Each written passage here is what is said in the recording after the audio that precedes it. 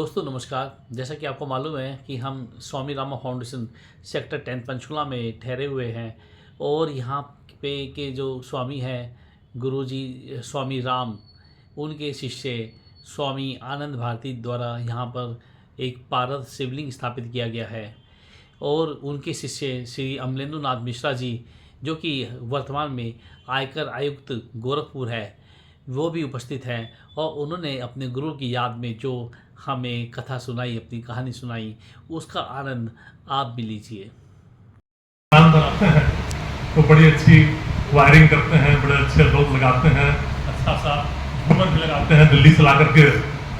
लेकिन जब तक उसमें बिजली का कनेक्शन नहीं आएगा तब तक न तो झूमर प्रकाश देगा, न आपकी एसी ठंडक देगी और न आपका हीटर कर देगी। तो वो आएगा कहाँ से? जब कोई व्यक्ति आएगा जो आपके कनेक्शन को पावर हाउस से जोड़ देगा। तो गुरु वही कार्य करता है। गुरु अपनी शक्ति से फिर आपको जोड़ता है और फिर आप परमात्मा की शक्ति से जुड़ जाते हैं। और एक बार जब आप गुरु से जुड़ गए, जब उस आप परम सत्ता से जुड़ गए, उस अनंत शक्तियों से जुड़ गए, फिर आपके जीवन में कोई अंधकार नहीं रहता है, आपके जीवन में कोई अभाव नहीं होता है, आपके जीवन में कोई दुविधा नहीं होती है। सारी चीजें बड़े ही शांतिपूर्ण ढंग से, बड़े स्मूथ ढंग से पूरे जीवन में चलने लगती। लेकिन आज सही गुरु के पास तक पहुंचना बड़ा कठिन हो गया है। आपको बहुत जगह बहुत गुरु लोग मिलेंगे जिनके यहाँ बड़ी भीड़ भाड़ आपको मिलेगी, लेकिन सच्चे गुरु के पास पहुंचने के लिए आपके मन में भी सच्ची श्रद्धा होनी चाहिए, क्योंकि कहा गया है कि जैसी आपकी भावना होगी, जैसी आपकी साधना होगी, वैसा ही गुरु आपको मिलेगा। अगर आप धोखेबाजी में पड़े हुए हैं, आप असत्य में पड़े हुए हैं और आप चाहें कि आपको सत्य वाला गुरु मिले, आपको भी अपनी साधना पूर्ण करनी और फिर आप जाके उस सही गुरु तक पहुंच पाएंगे। क्योंकि रामचरितमानस में तुलसीदास जी ने कहा कि आवत यही सर अति कठिनाई, राम कृपा बिनु आई न जाई। तो यहाँ बिना परमात्मा की कृपा के, और परमात्मा की कृपा तो होती है, तो परमात्मा की कृपा होती है जब संतों की कृपा। तो बिनु हरि कृपा मिलहि नहीं संता, अब मोहि भरोसा हनुमंता। रामचरितमानस में एक प्रसंग है, आज हम लोगों ने सुंदरकांड का पाठ किया कि हनुमान जी लंका जा रहे हैं, वो लंकनी रास्ता रोक करके खड़ी है। हनुमान जी को क्रोध आता, हनुमान जी उसको एक लात लगाते हैं और लंकनी जाकर दूर गिर जाती है। लेकिन फिर वो संभल के उठती है, उसको समझ में आ जाता है कि ये व्यक्ति कौन है। तो पुलिस संभारी उठी सो लंका, जोरी पान कर विनय सशंका। तो फिर वो पूरी कहानी बताती है और तब वो कहती है कि जो सुख लो सत्संग, सुख धैर्य तुलाई अंग अतुल न सकहि, जो सुख लो, जो एक क्षण के सत्संग में सुख है वो पूरे स्वर्ग का सुख भी उसके समान नहीं हो सकता। तो हमारे जो गुरु थे उनका जो मूल भाव था वो था जनता की सेवा, और वो तमाम आडंबरों से बिल्कुल मुक्त थे, सुपरस्टिशन से और इन सब चीज़ों से मुक्त थे और बड़े प्रोग्रेसिव विचारों के थे। और कहीं कोई रूढ़ बाध्यता उनके अंदर नहीं थी, और जो व्यक्ति जैसा है उसको वैसा ही स्वीकार। और उनके पास जो भी आ गया इसी समस्या को लेकर के, जो उनके कमरे के घर अंदर हो गया, वो कोई खाली हाथ नहीं गया। लेकिन अपनाते सबको नहीं थे, अपनाते उन्हीं को थे जिनके अंदर लंबा टिकने का और एक सेवा भाव हो और जिनके अंदर एक सादगी हो। तो वो बड़ा कठिनता से चयन करते थे कि कौन व्यक्ति है जो हमारे साथ। और आप देख रहे हैं कि जो लोग उनके साथ जाने समय में थे, जिनको उन्होंने चयन किया, वो आज भी उनके साथ उनके दरबार में बैठे हुए हैं और उनका भाव वैसे ही है जैसा कि पहले था जब वो स्वामी जी साक्षात यहाँ पे विराजमान। मेरी जो मुलाकात हुई तो मेरी बचपन से संतों में काफ़ी रुचि थी और बहुत सारे संत महात्माओं से मेरा मिलना हुआ, मतलब बड़े यंग एज में हुआ। जो लोग काफ़ी वृद्धावस्था में आकर के और धार्मिक रुचि रखते हैं और फिर अध्यात्म की तरफ बढ़ते हैं, जब संसार से काफ़ी उनको चोट लग जाती है और बहुत सारी समस्याएं खड़ी होती हैं, तब कुछ लोग आते हैं। मैं जब मिला तो उस समय हमारे पास कोई समस्या नहीं थी और जो एक सामान्य आदमी के जीवन में होना चाहिए वो सब कुछ था। एक छोटा परिवार, एक अच्छी नौकरी, समाज में इज्जत, किसी तरह की कोई मतलब कमी नहीं थी। लेकिन हमारे अंदर जो अध्यात्म की जिज्ञासा थी तो उसके लिए मैं खोज रहा था कि हमें कोई गुरु मिले। और हमारे मन में शुरू से था कि जो हमारे गुरु हों वो तपस्वी हों, संत हों, परोपकारी हों। हमारे परिवार में जो परंपरा है, एक पारिवारिक गुरु होते हैं हम लोगों के यहाँ, जो आते हैं और कान फूंक करके, वो गृहस्थ हैं, अच्छे विद्वान लोग हैं, कान फूंक करके और मंत्र देके जाते हैं, उससे बनाते हैं। लेकिन मेरे मन में था कि हमारे जो गुरु हों वो सन्यासी हों, तपस्वी हों। और मैं मिलता रहा, बहुत लोगों से मिला और किसी से मिलने पर मेरा मन नहीं करता।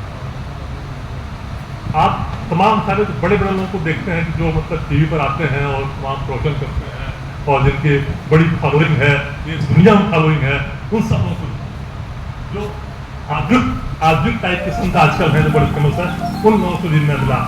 किसी का नाम ले लूंगा मैं, जो शंकराचार्य इत्यादि संत हैं उन लोगों से मिला। तमाम बार मैं जब इलाहाबाद में पढ़ता था, महात्मा मेला लगता था और बाघ मेला में तरह के संत महात्मा आते थे, तो हम लोग 1 महीना उनसे मिलने में ही लगाया करते थे, सबसे मिलें, उनके विचार जाने और अपने धर्म के बारे में जाने। लेकिन मेरी किसी के प्रति मैं आकृष्ट नहीं हुआ कि मैं इनसे अच्छा। फिर अचानक एक बार हम लोग चित्रकूट गए, कानपुर में रहते थे, कभी कभी चित्रकूट दर्शन करने के लिए जाया करते थे।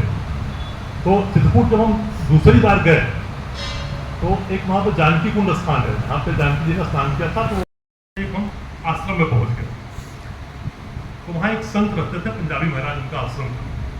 तो वहाँ बीच में आश्रम की छोटी सी कुटिया बनी हुई थी और मैंने कुटिया में ऐसे देखा तो हमको लगा कि कोई मूर्ति बिल्कुल हलचल भाव से एकदम श्वेत सफेद दाढ़ी, जैसे तमाम संतों की मूर्तियाँ होती है ना, उस तरह। लेकिन जब मैंने झांका तो उनका कि आओ अंदर आओ, मैं अंदर गया तो उन्होंने कहा तुम तो दूसरी बार चित्रकूट आए हो। तो हमें बड़ा आश्चर्य हुआ, मैं पहली बार तो पता आया नहीं, वो कैसे पता। तो थोड़ा इंटरेस्ट मिला, मैं गया, उनके पास बैठा। तो उन्होंने कहा कि तीर्थ यात्रा में आने से आदमी के पाप कटते हैं और तीर्थ में आते रहना चाहिए, बस इतना सा कहा। तीर्थ यात्रा में आते रहना चाहिए, तीर्थ यात्रा में आने से आदमी के पाप कटते हैं। तो हम लोग 6 महीने साल भर में एक बार चित्रकूट जाते थे। जब जाते थे तो उनसे मिलते थे और हम लोग जब भी कोई बड़ी छोटी सी बात ऐसी बताते थे तो सर एक 2 लाइन की हो, लेकिन हम लोगों से बड़ा लगाव, और जब लगाव हो गया तो एक बार उनसे निवेदन किया कि हमें दीक्षा दे, और उन्होंने उसको बड़ी सफाई से टाल दिया। मतलब ये नहीं कहा कि हम दीक्षा नहीं दूंगा, अगर तुम तो हमारे हुई गया आते रहो, तो इस तरह से कहते और टाल दिया। उसके बाद ये मालूम पड़ा, मतलब जब हम लोग चले आए कि वो काशी गए और वहीं पर रहते थे, वो शरीर कुछ दिनों में छोड़ दिया, क्योंकि उनकी उम्र काफी थी, उस समय उनकी उम्र 92-93 साल की उम्र थी। लेकिन जब हम उनके यहाँ से लौट के आए तो संजोग से दिन तबीयत खराब हुई, हम लोग डॉक्टर को दिखाने गए, और जब डॉक्टर को दिखाने गए तो डॉक्टर उस दिन बैठा नहीं था।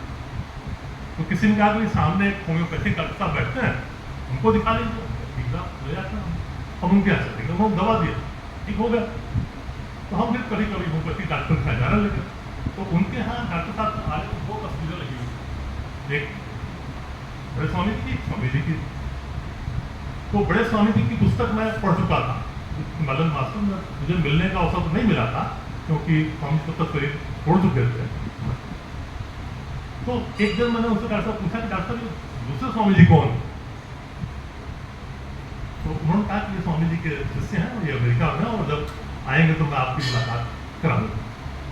और फिर ये 2001 की बात है, स्वामी जी कानपुर आए और डॉक्टर साहब हमको मिलाने लगे और हमारा 5 बजे का टाइम। जो भी गुरु से जुड़े रहे हैं जानते हैं तो समय के बड़े पंक्चुअल थे और समय की पंक्चुअलिटी का बहुत ध्यान रखते थे और डिसिप्लिन का हो। तो वहाँ कुछ जाम वाम था रास्ते में, हम लोग पहुँचते हुए 5:02-3 हो गए, बस इतना ही लेट हुआ। तब तक गुरु जी निकल गए।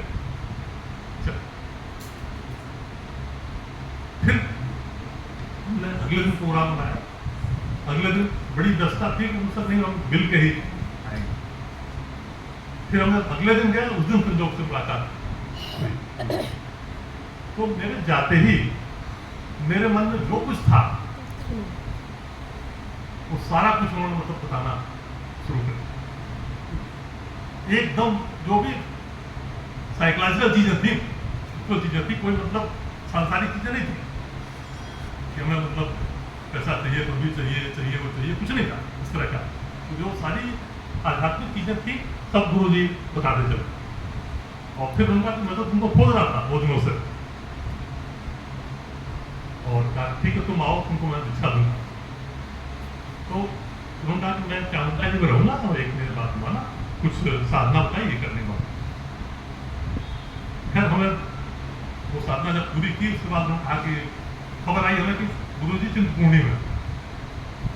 अब हम लोग कभी दिल्ली से आके इधर आए नहीं थे उस समय, तो हमने पता किया था चिंतपूर्णी कहाँ पड़ता है। उन्होंने कहा आपको दिल्ली जाना पड़ेगा, दिल्ली से आपको एक ट्रेन से जलंधर जाना पड़ेगा, जलंधर से आपको बस से चिंतपूर्णी। खैर हम दिल्ली आए, दिल्ली से आए, नवंबर की बात थी, नवंबर 2001 की। और जलंधर से फिर हम लोग बस लेके पब्लिक बस में एक तरफ से धक्का खाते हुए चिंतपूर्णी पहुंचे और वहां जाके तलाशना शुरू किया गुरु जी कहाँ है। तो तब हम बहुत जानते नहीं थे कि मतलब अगर कोई अनुष्ठान कर रहे हैं तो वो पब्लिक में कर रहे हैं, उनके पास हजारों की भीड़ है, या मतलब कहीं गुफा में कर रहे हैं। लेकिन हमने पूछना शुरू किया लोगों से और सामान अपना कहीं रखा कल में, तो कोई बताया ना। खैर मन में आया कि हम चले मंदिर चलते हैं, एक बार मंदिर में पूछेंगे, शायद गुरु मंदिर आते होंगे। तो हम तो शाम को 6 बजे के आसपास मंदिर गए और तब वहाँ मंदिर में इतनी भीड़ नहीं होती जितनी अब होती। तो बहुत कुछ आप लोग थे, हमने दर्शन किया और फिर पुजारी से पूछा कि इस तरह के स्वामी जी हैं यहाँ आते हैं क्या। तो एक छोटा सा बच्चा स्वामी जी हमारे घर पे तो हम लोग बड़ी खुशी हुई, तुरंत उसके साथ भागे भागे गए और वहाँ पे कालिया जी की सराय है, कालिया जी आते हैं यहाँ पे चिंतपूर्णी में। तो कालिया जी सराय में उनका था, स्वामी जी 7 बजे उठते, हम लोग बैठे नीचे और ठीक 7 बजे गुरु जी ऊपर से उतरे। उतरते फिर उन्होंने कहा कि तुम लोग हमको खोज ही लिया। और फिर उन्होंने कहा कि जाकर सत्य सनेहु असोत ही मिले न कछु संदेहु। फिर हम लोग 3 दिन वहाँ रहे, वहाँ हमारी इच्छा हुई। और जब मैं चलने लगा इच्छा आखिरी दिन, तो गुरु जी ने पूछा तुम क्या करता है। तो मैंने कहा गुरु जी मैं इनकम सबसे कमिश्नर नहीं है। मैंने कहा गुरु जी कमिश्नर तो मैं बन नहीं पाऊंगा, अभी तो मैं 8-10 सालों में असिस्टेंट कमिश्नर बनूंगा, फिर कई स्टेप और ऊपर। अरे मैं पूरा जल्दी भी करा दूंगा, तू मरेगा। और मैं वहां से लौट के अपने घर कानपुर पहुंचा और मैं पहुंचा ही था कि हमारे एक पड़ोसी जो हमारे साथ के बैचमेट भी थे वो आए, कह रहे मिश्रा जी आपको पता है वो सीनियरिटी का झगड़ा चल रहा था और उसमें सीनियरिटी में हम लोगों के फेवर में डिसीजन हो गया और वो सीनियरिटी मतलब बहुत ऊपर चली गई और जल्दी जल्दी प्रमोशन हुए। और उनका आशीर्वाद था, आज एक बहुत हुआ, फिर उनका आशीर्वाद ही मानता हूँ। तो जो गुरु जी की वाणी से निकल जाता था वो कभी हमने असत्य होते हुए नहीं देखे। तमाम लोग आए, तमाम तरह की समस्याएं आई और कई बार हम लोग जब शुरू में बहुत नहीं जानते थे तो किसी की समस्या बता देते थे कि गुरु जी देखिए फलाने को कैंसर हो गया, उस समय जब वो शुरू मिले थे तो अपने भाई मिश्रा जी हैं लखनऊ में BM मिश्रा जी, तो उनके छोटे भाई की वाइफ को कैंसर हुआ था और 3rd स्टेज पहुंच गया। हम लोगों ने गुरु जी से कहा, गुरु जी एक हमारे मित्र हैं, उनके घर में मतलब कैंसर हो गया और उसकी छोटी बच्ची, तो गुरु जी ने कहा कि डॉक्टर उसको छोड़ देंगे बच जाएगा। और डॉक्टरों ने दिल्ली में इतना मतलब जांच वाँच करें वो गुस्सा करके वो वहाँ से निकाला और निकाला है तो ठीक हो गई और आज तक मतलब वो, तो मैंने मतलब बड़े बड़े रोग, बहुत लोग के कैंसर और तरह तरह की बीमारियाँ गुरु जी को ठीक करते हुए, लेकिन डिसिप्लिन इस तरह की थी। एक बार अमृतसर में हमारे पास से मिलने आए, गुरु जी हमारे घर आए हुए, क्या गुरु जी मेरा ट्रांसफर चंडीगढ़ नहीं हो रहा है, उन्होंने कहा कि 10 दिन हो जाए, उनका 10 दिन ट्रांसफर हो गया चंडीगढ़ आने। चंडीगढ़ आकर तो गुरु जी टाइम दिया मिलने के शाम को 6 बजे, और जैसे कि इंडिया में आदत होती पहुंचे 6:30 बजे, गुरु जी ने उनको क्रिकेट में तब गुरु जी रहते थे, उन्होंने उनको नीचे से भगा दिया दोबारा नहीं। तो गुरु जी ने साधनाएं की थी, हमें बहुत बाद में मालूम पड़ी कैसे कैसे साधना गुरु जी ने जीवन में किया था। एक बार हम लोग गंगोत्री जमुनोत्री इत्यादि यात्रा में गए, गुरु जी ने ऐसे ही कहा कि जमुनोत्री जाना तो वहाँ पे ब्रह्मचारी स्वरूप जी रहते हैं, उनसे मिलते हैं। हम लोग गए, पूछते हुए ब्रह्मचारी जी को, तो वहाँ पे एक बड़ा पुराना आश्रम है, आप बहुत पुराने संत रहा करते थे, इनका बड़ा जिक्र आता है। तो वहाँ पे उनके जगह पर ब्रह्मचारी स्वरूप जी थे, उनसे जब मुलाकात हुई तो ब्रह्मचारी जी बड़े खुश हुए, कहे कि बहुत दिनों बाद कोई स्वामी जी का संदेश आया हमारे पास आया। और फिर उन्होंने हमें अपना मंदिर दिखाया, और मंदिर में जैसे ऐसे ही हाल था ये हाल है, और उसमें एक जगह एक लकड़ी का पट्टा लगा, तो उन्होंने लकड़ी का पट्टा उठाया तो उसके अंदर गुफा,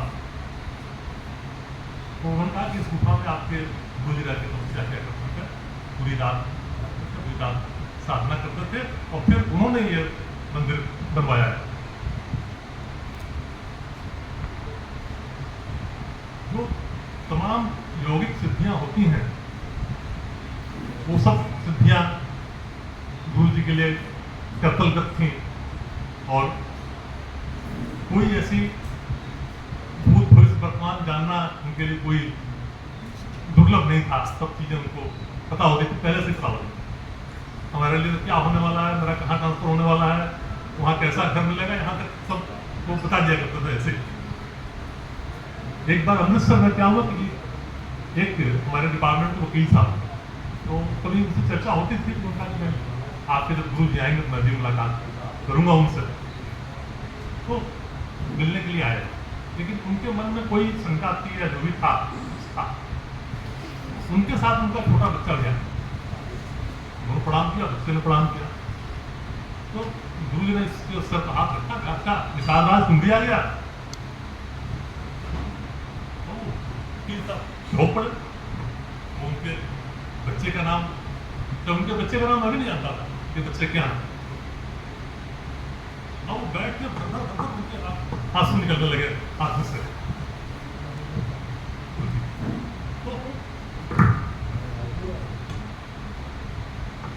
और जो हम लोग को सिखाया गुरु जी ने हमेशा सेवा करो, जो सूत्रवाद है कि अहर्निशम सेवा है, हमेशा दूसरों की सेवा करो, गरीबों की सेवा करो, गांव के लोगों की सेवा करो, जिनको शिक्षा नहीं मिल रही है उनको शिक्षा दो। और आज हमारा कष्ट है इसी दिशा में कार्यरत है, और हम हमेशा